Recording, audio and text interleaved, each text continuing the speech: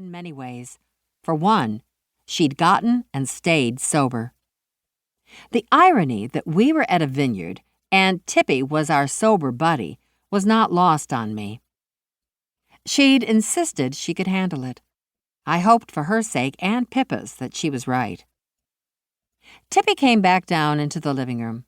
She grabbed her large suitcase and hauled it up the spiral stairs, making me so happy I hadn't been saddled with that space.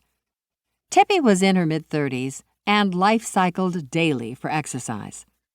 She could handle the impact on her joints better than those of us in the over-40 crowd. Not that I wasn't active. I walked 3 miles every morning, barring bad weather. Between that and the shots in my knees, I didn't have much trouble. Still, it was better not to add to the wear and tear if I could help it. As my mother used to point out, you only get one body, so it pays to take care of it. We scoped out the other bedrooms.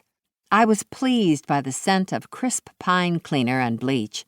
It meant my smell-o-vision, a.k.a. my psychic nose, was less likely to be active. Unless someone had a strong emotional connection to the aroma of cleaning products, I was safe from other people's memories for the moment.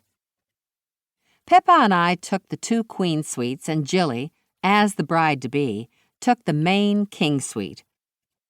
All the bedrooms, including the loft, had private bathrooms, but only Gilly's included a large freestanding tub. It was fine by me. I preferred a shower anyhow. "You can see the river from the bathroom," Gilly called out. "The view is spectacular." She slung her arms around me from behind. "It's perfect." She gave me a conspiratorial look. "Where are you hiding the strippers?"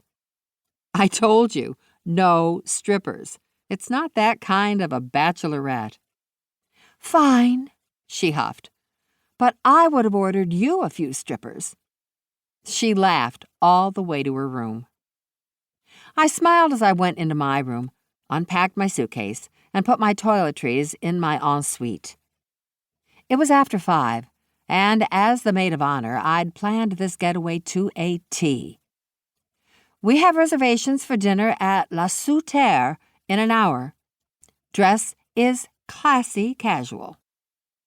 Pippa popped her head into my room. "Can I just say again how excited I am for a grown-up getaway?" I grinned. "You can say it as many times as you like." 40 minutes later, we were at La Souterre. The exterior was a combination of stone and stucco, with a large sweeping roof that gave it a French country vibe. We were dressed to the 7s for the evening, and with time to spare before our reservation.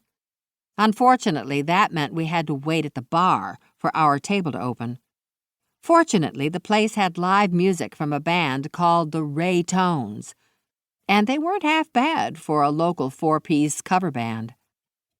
The lead guitarist, who also doubled as the lead vocalist, crooned Bob Seger's Night Moves to 5 enwrapped tables of swaying fans near the small stage area.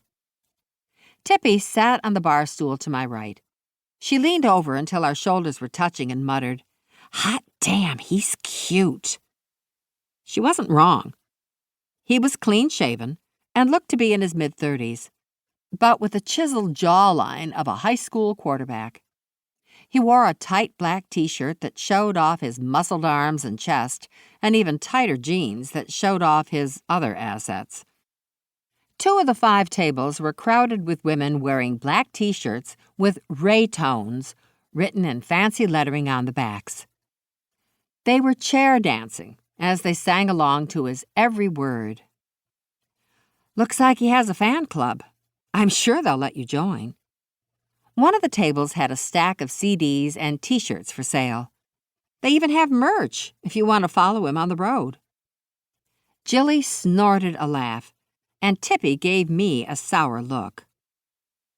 "I just said he was cute." I fought the grin tugging at my lips. "And you aren't wrong," I conceded. "He's cute." The bartender, the woman who had checked us in for our house when we arrived, finally